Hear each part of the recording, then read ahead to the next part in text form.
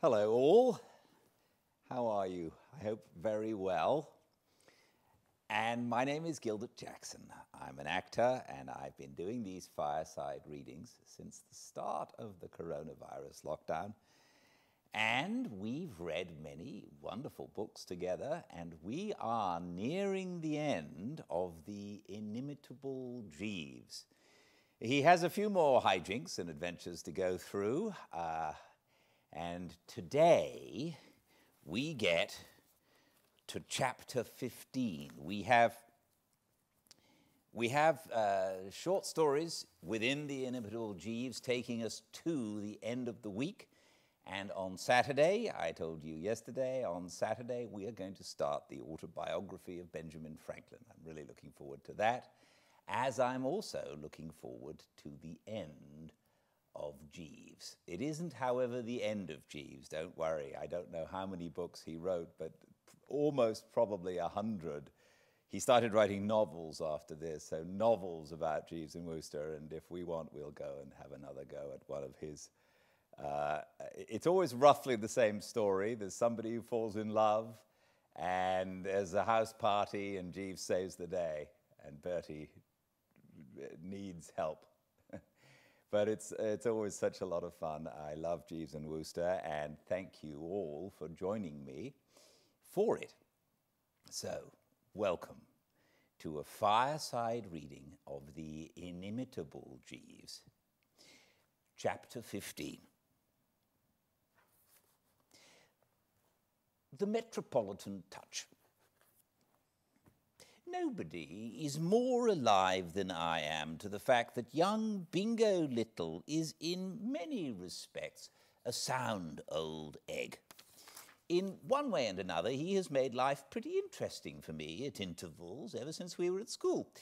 As a companion for a cheery hour, I think I would choose him before anybody.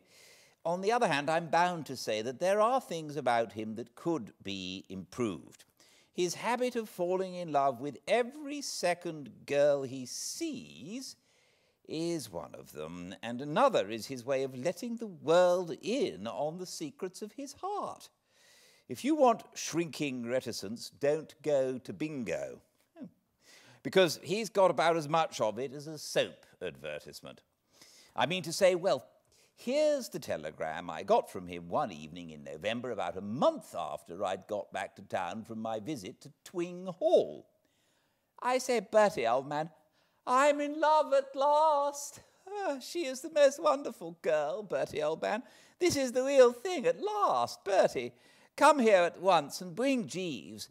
Oh, I say, you know that tobacco shop on Bond Street on the left side as you go up. Will you get me 100 of their special cigarettes and send them to me here? I've one out. I know when you see her, you will think she is the most wonderful girl. Mind you, bring Jeeves.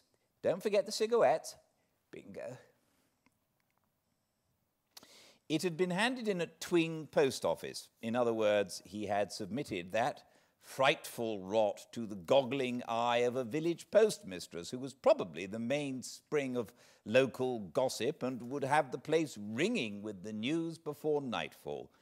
He couldn't have given himself away more completely if he had hired the town crier.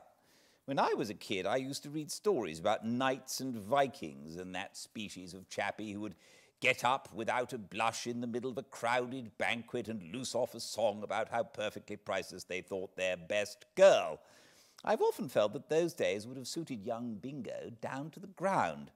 Jeeves had brought the thing in with the evening drink, and I slung it over to him. It's about due, of course, I said.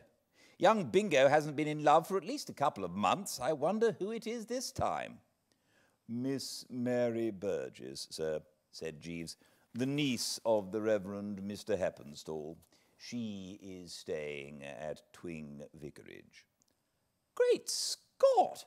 I knew that Jeeves knew practically everything in the world, but this sounded like second sight. How did you know that? When we were visiting Twing Hall in the summer, sir, I formed a somewhat close friendship with Mr. Heppenstall's butler. He is good enough to keep me abreast of the local news from time to time. From his account, sir, the young lady appears to be a very estimable young lady, of a somewhat serious nature, I understand. Mr. Little is very épris, sir. Brookfield, my correspondent, writes last week. He observed him in the moonlight at an advanced hour, gazing up at his window. Whose window?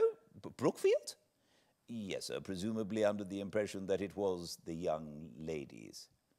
But what the deuce is he doing at Twing at all? Mr. Little was compelled to resume his old position as tutor to Lord Wickhammersley's son at Twing Hall, sir, owing to having been unsuccessful in some speculations at Hurst Park at the end of October. Good Lord, Jeeves, is there anything you don't know? I could not say, sir. I picked up the telegram. I suppose he wants us to go down and help him out a bit. That would appear to be his motive in dispatching the message, sir. Well, what shall we do? Go? I would advocate it, sir, if I may say so. I think that Mr. Little should be encouraged in this particular matter. You think he's picked a winner this time? I hear nothing but excellent reports of the young lady, sir. I think it is beyond question that she would be an admirable influence for Mr. Little, should the affair come to a happy conclusion. Such a union would also, I fancy, go far to resolve Mr. Little to the good graces of his uncle, the young lady being well connected and possessing private means. In short, sir, I think that there is anything that we can do. In short, sir, I think that if there is anything we can do, we should do it. Well, with you behind him, I said, I don't see how he can fail to click. You are very good, sir, said Jeeves. The tribute is much appreciated. Bingo met us at Twing Station next day and insisted on my seeing Jeeves on in the car with the bags while he and I walked. He started in about the female the moment we'd begun to hoof it.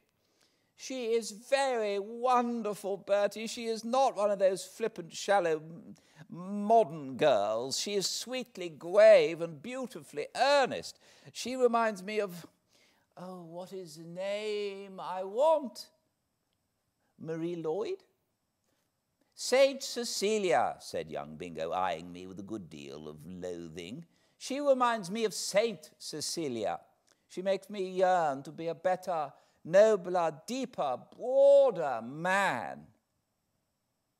What beats me, I said, following up a train of thought, is what principle you pick them on. The girls you fall in love with, I mean. I mean to say, what's your system? As far as I can see, no two of them are alike. First it was Mabel, the waitress, then Honoria Glossop, then that fearful blister Charlotte Corday Rowbottom.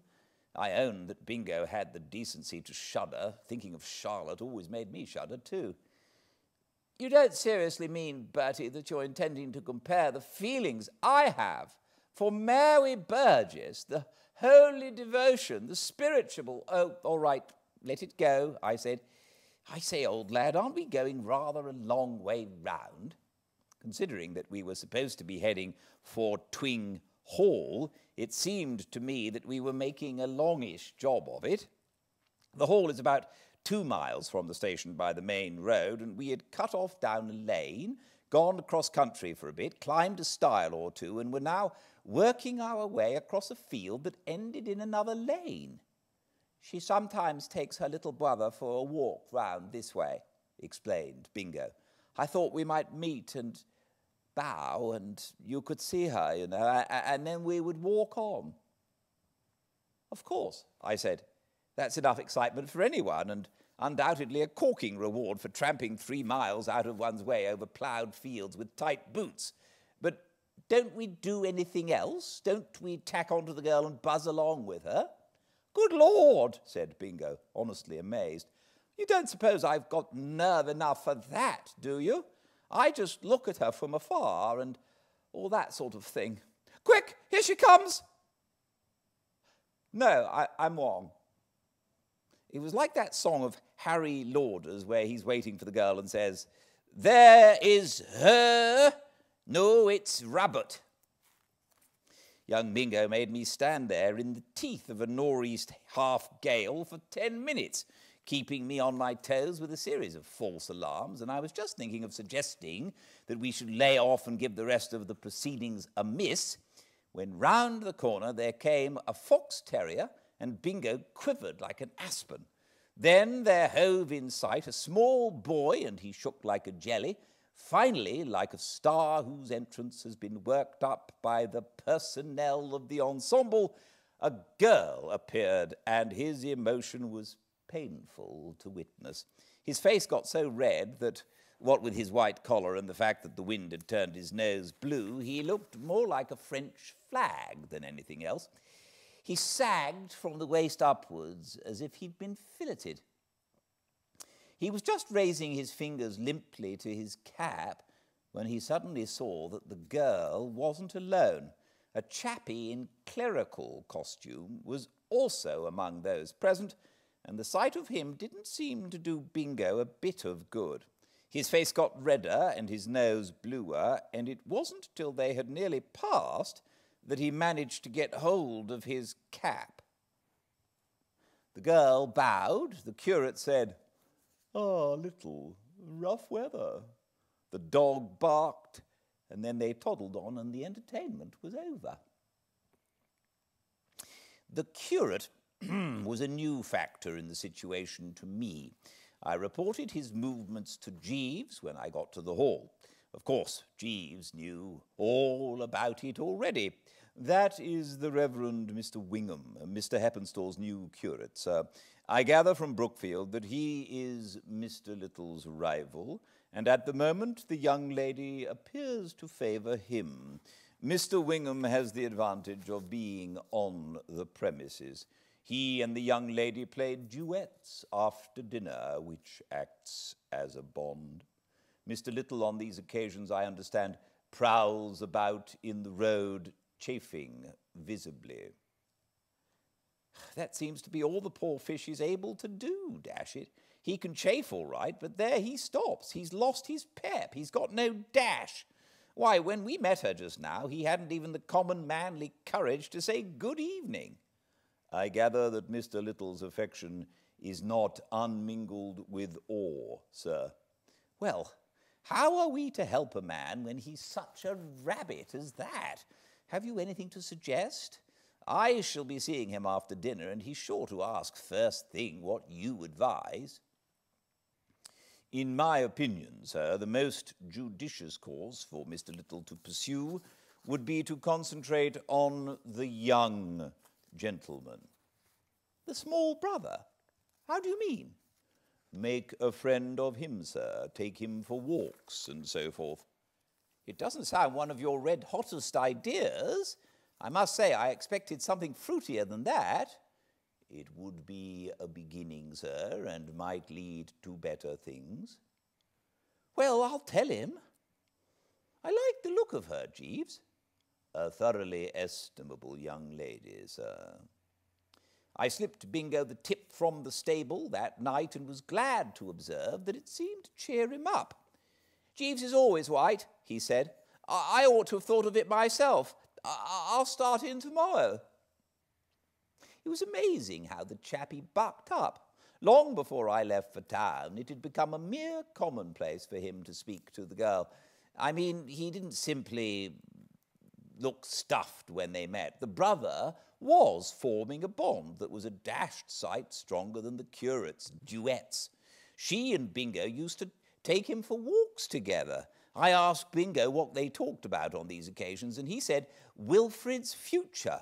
The girl hoped that Wilfrid would one day become a curate, but Bingo said no, there was something about curates he didn't like. The day we left, Bingo came to see us off with Wilfrid, frisking about him like an old college chum. The last I saw of them, Bingo was standing in chocolates out of the slot machine. a seed of peace and cheery goodwill. Dashed promising, I thought. Which made it all the more of a jar about a fortnight later when his telegram arrived as follows. Bertie, old man, I say, Bertie, could you possibly come down here at once? Everything's gone wrong, hang it all. Dash it, Bertie, you simply must come. I'm in a state of absolute despair and heartbroken. Would you mind sending another 100 of those cigarettes? Bring Jeeves when you come, Bertie. You simply must come, Bertie. I will lie on you. Don't forget to bring Jeeves. Bingo. For a chap who's perpetually hard up, I must say that young Bingo is the most wasteful telegraphist I ever struck. He's got no notion of condensing. The silly ass simply pours out his wounded soul at twopence a word or whatever it is without a thought. How about it, Jeeves? I said, I'm getting a bit fed up. I can't go chucking in all my engagements every second week in order to biff down to Twing and rally round young Bingo. Send him a wire telling him to end it all in the village pond. If you could spare me for the night, sir, I should be glad to run down and investigate. Oh, dash it. Well, I suppose there's nothing else to be done. After all, you're the fellow he wants. All right, carry on. Jeeves got back late the next day. Well, I said. Jeeves appeared perturbed. He allowed his left eyebrow to flicker upwards in a concerned sort of manner. I have done what I could, sir, he said, but I fear Mr. Little's chances do not appear bright. Since our last visit, sir, there has been a decidedly sinister and disquieting development. Oh, what's that?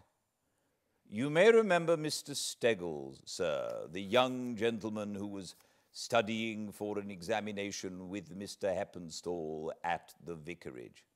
What's Steggles got to do with it? I asked. I gather from Brookfield, sir, who chanced to overhear a conversation, that Mr. Steggles is interesting himself in the affair. Good Lord, what, making a book on it? I understand that he is accepting wages from those in his immediate circle, sir, against Mr. Little, whose chances he does not seem to fancy. I don't like that, Jeeves. No, sir, it is sinister. From what I know of Steggles, there will be dirty work. It has already occurred, sir. Already?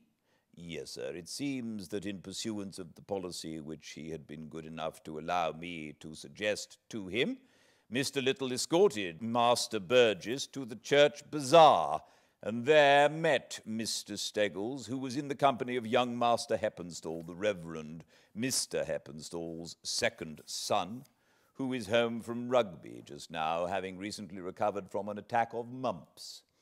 The encounter took place in the refreshment room, where Mr. Steggles was at that moment entertaining Master Heppenstall.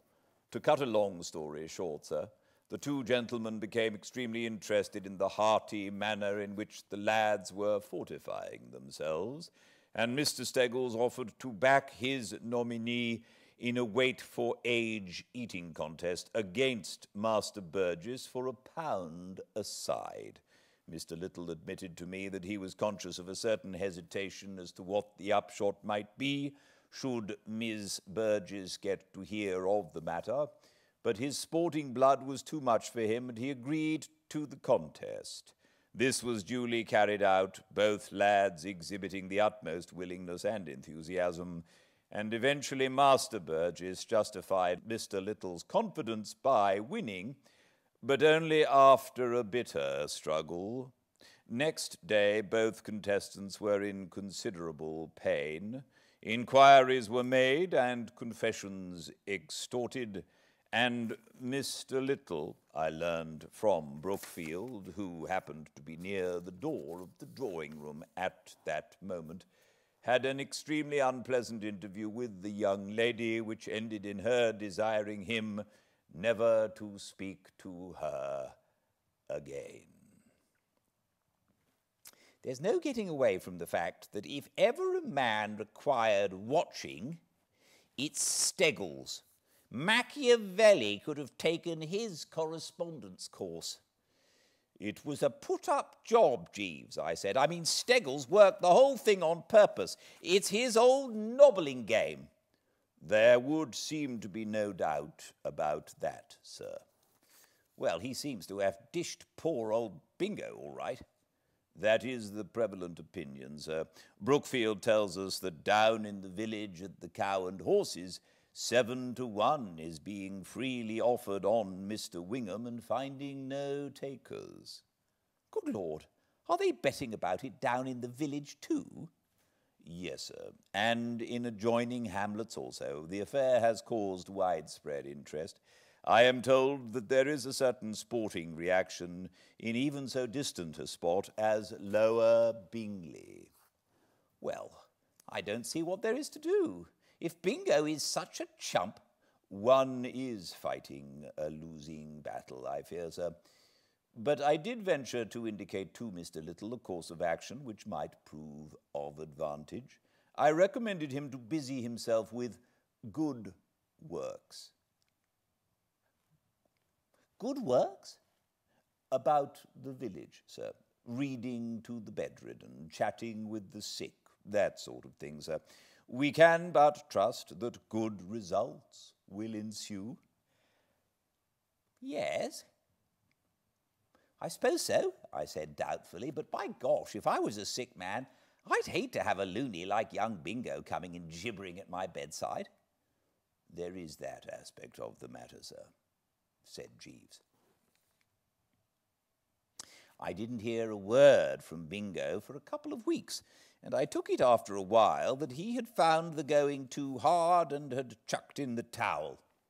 And then one night, not long before Christmas, I came back to the flat pretty latish, having been out dancing at the embassy.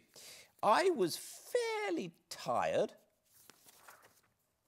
having swung a practically non-stop shoe from shortly after dinner till 2 a.m., and bed seemed to be indicated.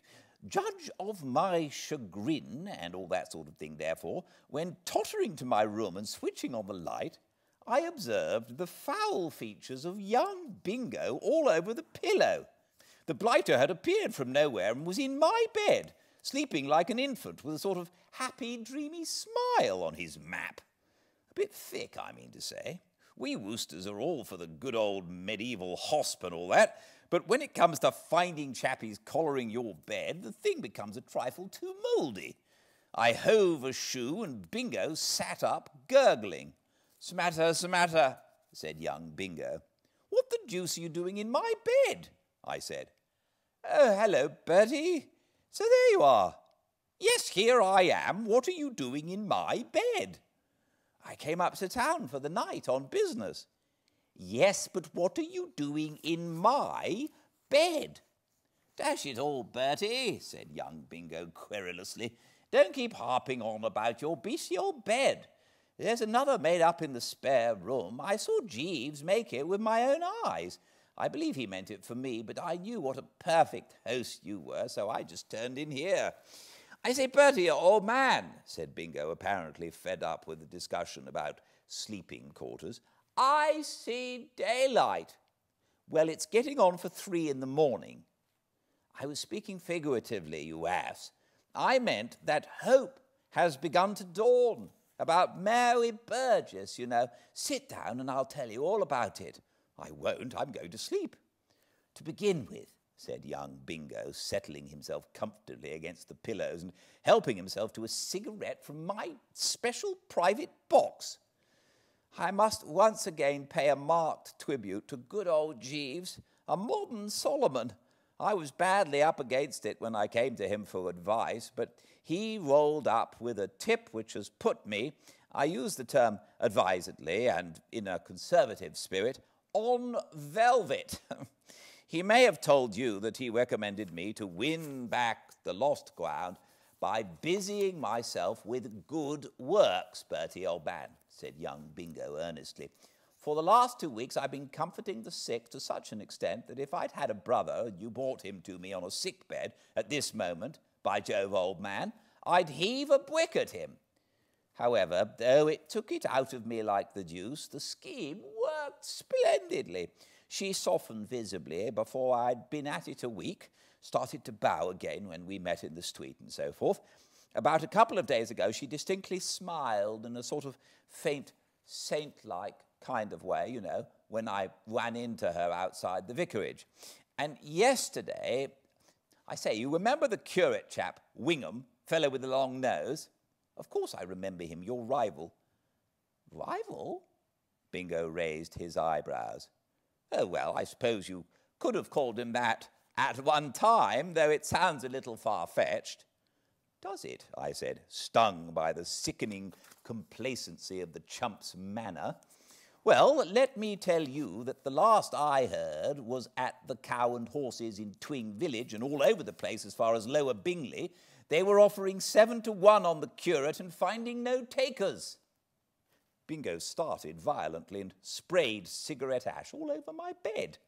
Betting? He gargled. Betting? You don't mean to say they're betting on this holy, sacred... Oh, I say, dash it all. Haven't people any sense of decency and reverence? Is nothing safe from their beastly, sordid graspingness? I wonder, said young Bingo thoughtfully, if there's a chance of my getting any of that 7 to 1 money. 7 to 1? What a price! Who's offering it, do you know? Oh, well, I suppose you wouldn't. It wouldn't do, no, no. It wouldn't do. I suppose it wouldn't be quite the thing. You seem dashed confident, I said. I'd always thought that Wingham... Oh, I'm not worried about him, said Bingo. I was just going to tell you, Wingham's got the mumps and won't be out and about for weeks. And jolly as that is in itself, it's not all. You see, he was producing the village school Christmas entertainment, and now I've taken over the job. I went to old Heppenstall last night and clinched the contract. Well, you see what that means. It means that I shall be absolutely the centre of the village life and thought for 3 solid weeks with a terrific triumph to wind up with. Everybody looking up to me and falling on me, don't you see? And all that bound to have a powerful effect on Mary's mind. It will show her that I am capable of serious effort, that there is a solid foundation of worth in me, that mere butterfly, as she may once have thought of me, I am in reality... Oh, all right, let it go. It's a big thing, you know, this Christmas entertainment.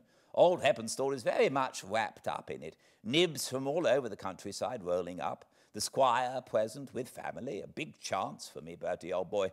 And I mean to make the most of it. Of course, I'm handicapped a bit by not having been in on the thing from the start. Will you credit it that that uninspired donut of a curate wanted to give the public some rotten little fairy play out of a book for children published about 50 years ago without one good laugh or the semblance of a gag in it? It's too late to alter the thing entirely, but at least I can jazz it up. I'm going to write them in something zippy to brighten the thing up a bit. You can't write.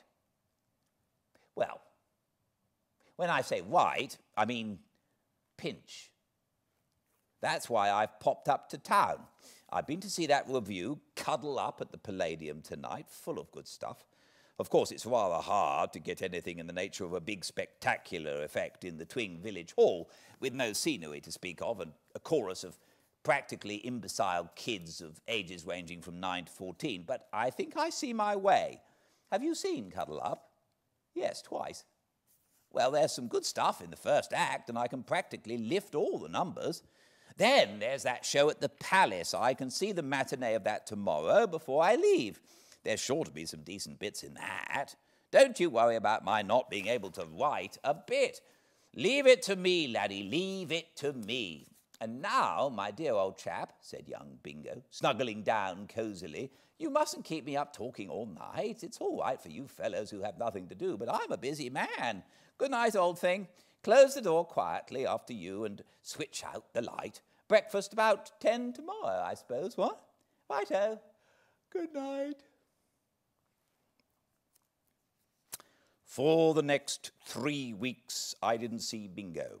He became a sort of voice heard off, developing a habit of ringing me up on long distance and consulting me on various points arising at rehearsal, until the day when he got me out of bed at 8 in the morning to ask me whether I thought Merry Christmas was a good title.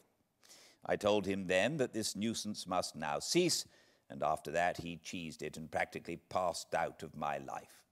Till one afternoon, when I got back to the flat to dress for dinner and found Jeeves inspecting a whacking big poster sort of thing which he had draped over the back of an armchair. "Good Lord, Jeeves," I said. I was feeling rather weak that day, and the thing shook me. "What on earth's that?" "Mr. Little sent it to me, sir, and desired me to bring it to your notice." "Well, you've certainly done it." I took another look at the object. There was no doubt about it. He caught the eye. It was about 7 feet long, and most of the lettering in about as bright red ink as I ever struck. This was how it ran. Twing Village Hall, Friday, December the 23rd. Richard Little presents a new and original review entitled What Ho, Twing. Book by Richard Little, lyrics by Richard Little, music by Richard Little. With the full Twing Juvenile Company and Chorus, scenic effects by Richard Little. Produced by Richard Little.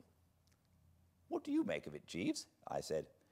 "I confess I am a little doubtful, sir. I think Mr. Little would have done better to follow my advice and confine himself to good works about the village."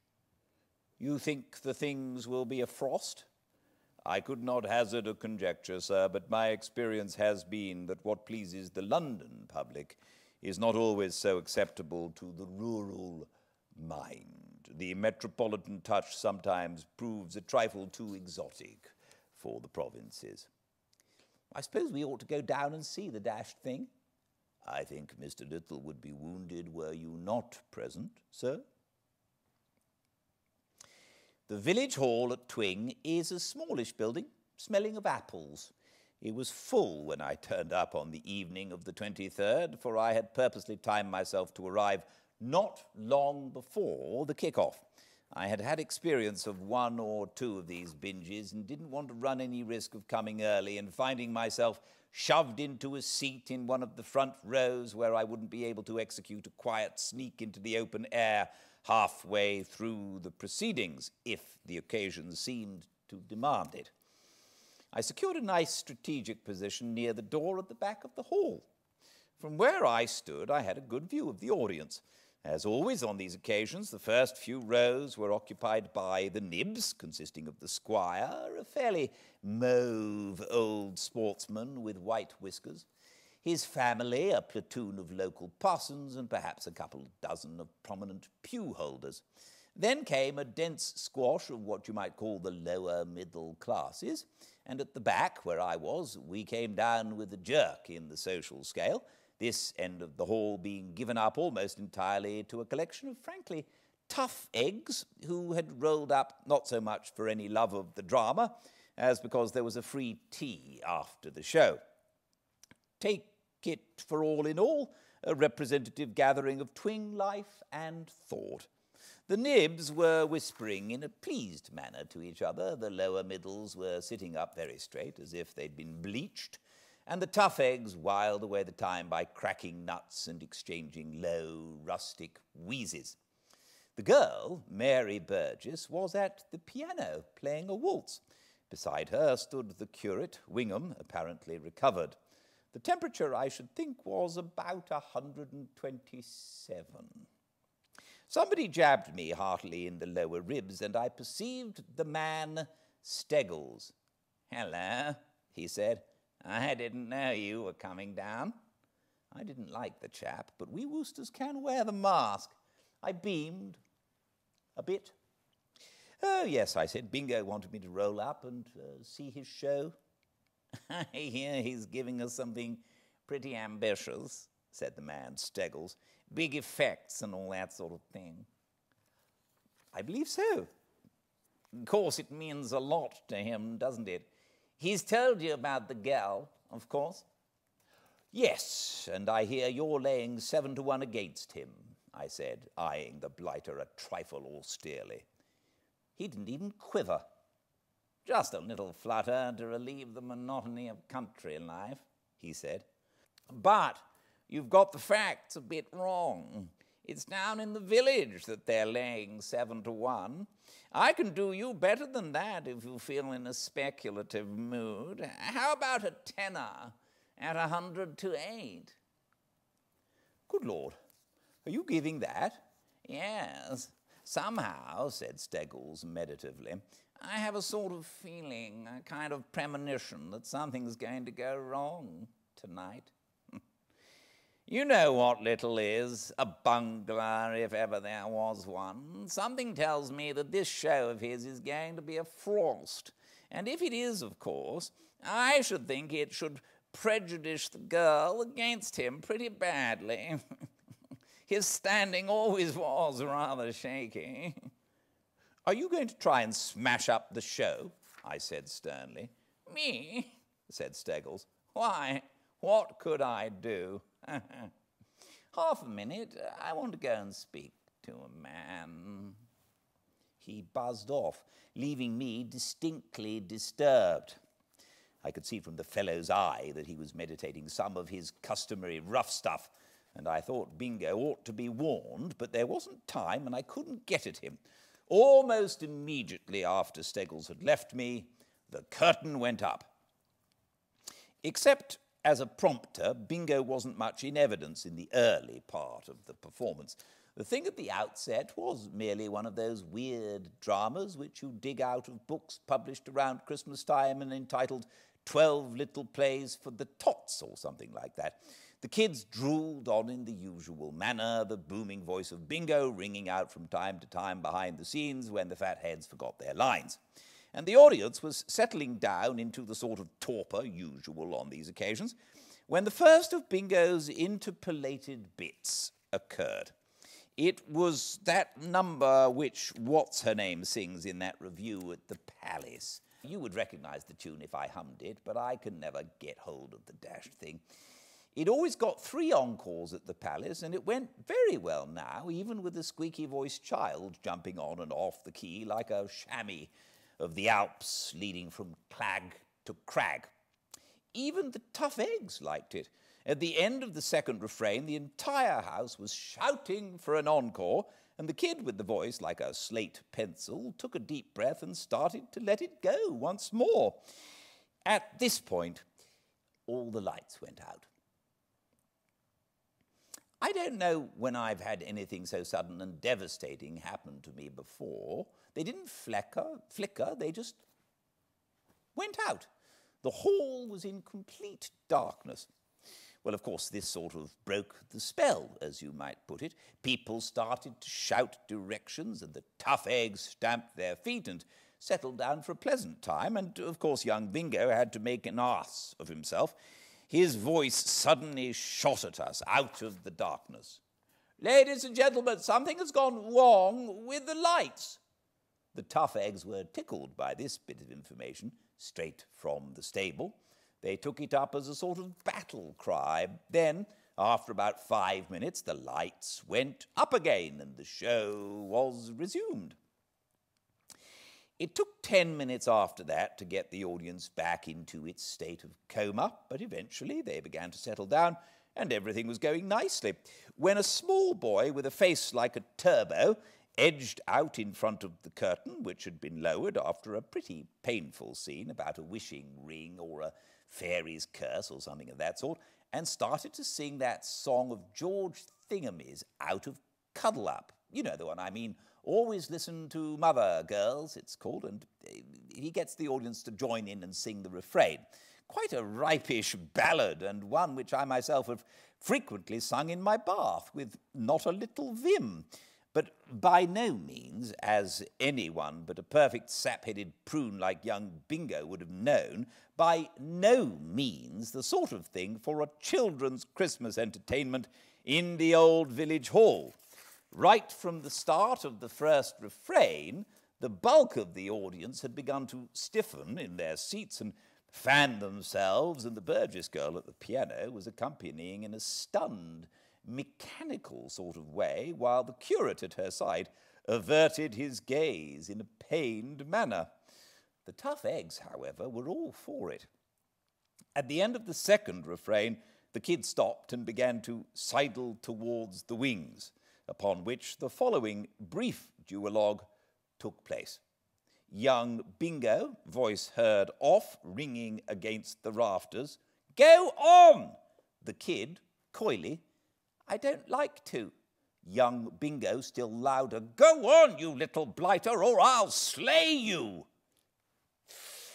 I suppose the kid thought it over swiftly and realised that Bingo, being in a position to get at him, had better be conciliated, whatever the harvest might be, for he shuffled down to the front and, having shut his eyes and giggled hysterically, said, "Ladies and gentlemen, I will now call upon Squire Tressida to oblige by singing the refrain." You know, with the most charitable feelings towards him, there are moments when you can't help thinking that young Bingo ought to be in some sort of a home. I suppose, poor fish, he had pictured this as the big punch of the evening. He had imagined, I take it, that the squire would spring jovially to his feet, rip the song off his chest, and all would be gaiety and mirth. Well, what happened simply was that old Tressida, and mark you, I'm not blaming him, just sat where he was, swelling and turning a brighter purple every second. The lower middle classes remained in frozen silence, waiting for the roof to fall. The only section of the audience that really seemed to enjoy the idea was the tough eggs, who yelled with enthusiasm. It was jam for the tough eggs, and then the lights went out again. When they went up some minutes later, they disclosed the squire marching stiffly out at the head of his family, fed up to the eyebrows, the Burgess girl at the piano with a pale, set look, and the curate gazing at her with something in his expression that seemed to suggest that although all this was no doubt deplorable, he had spotted the silver lining. The show went on once more. There were great chunks of plays for the tots dialogue, and then the girl at the piano struck up the prelude to that Orange Girl number that's the big hit of the Palace Review. I took it that this was to be Bingo's smashing Act 1 finale. The entire company was on the stage, and a clutching hand had appeared round the edge of the curtain, ready to pull at the right moment. It looked like the finale all right. It wasn't long before I realised that it was something more. It was the finish. I take it you know that orange number at the Palace. It goes, "Oh, won't you something something oranges, my something oranges, my something oranges. Oh, won't you something something something, I forget, something something something something tumty tumty yet.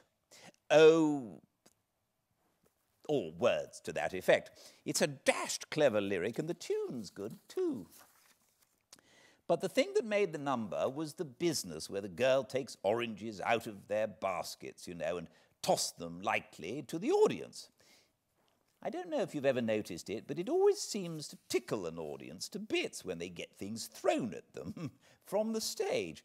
Every time I've been to the Palace, the customers have simply gone wild over this number. But at the Palace, of course, the oranges are made of yellow wool, and the girls don't so much chuck them as drop them limply into the first and second rows.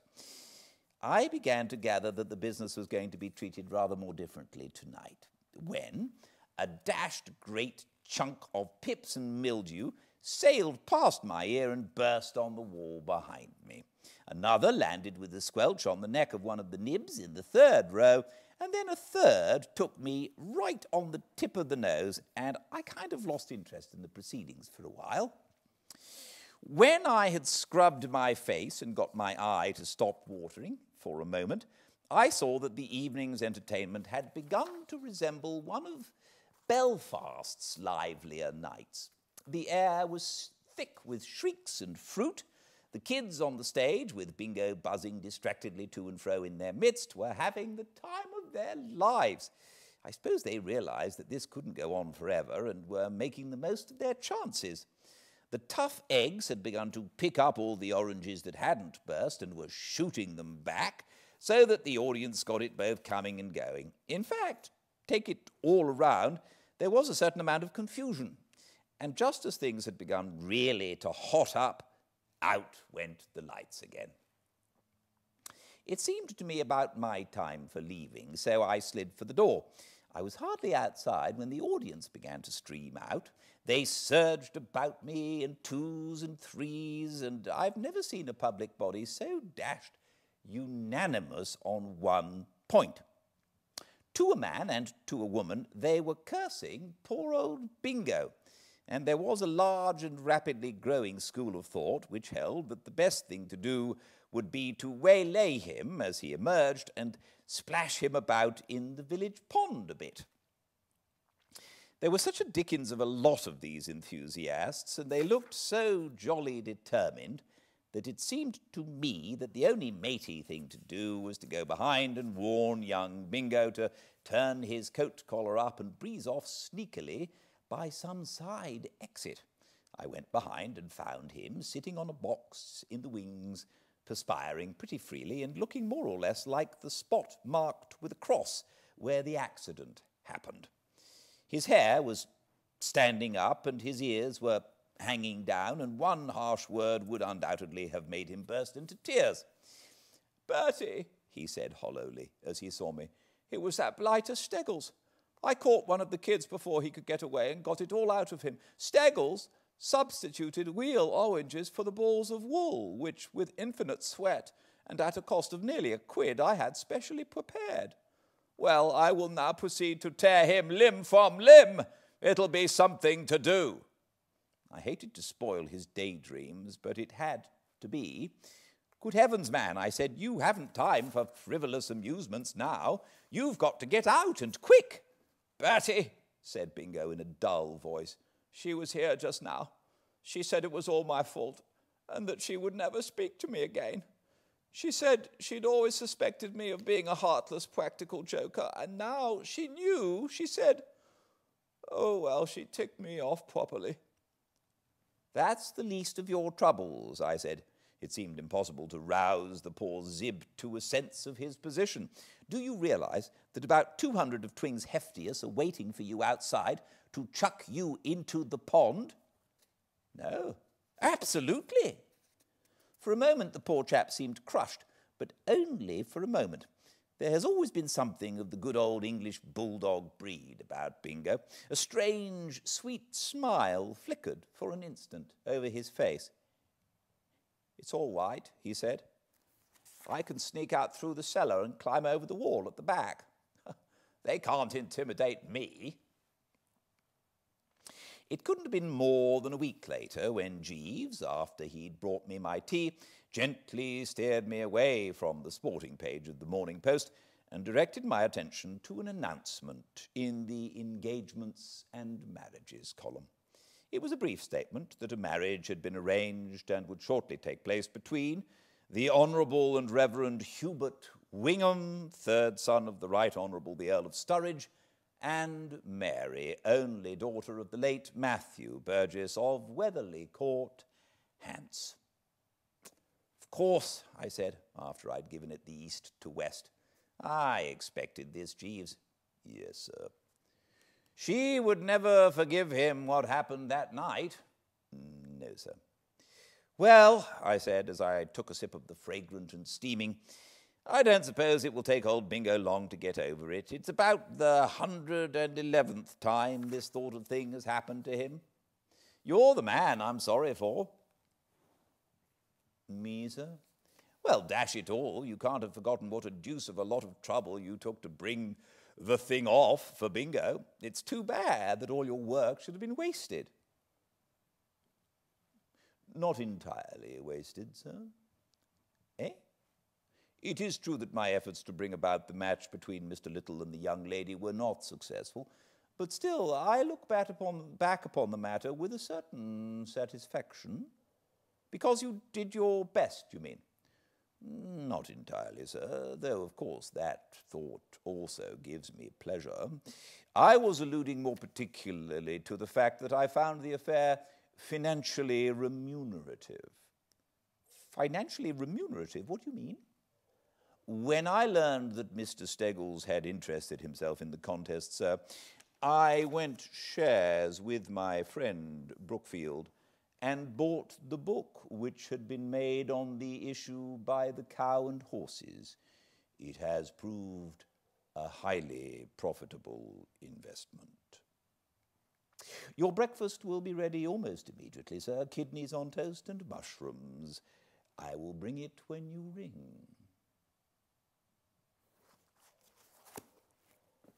Thanks so much for joining me. I hope this helps just a little, and I look forward to seeing you for the next short story, same time tomorrow. Until then, please be very well. Good night.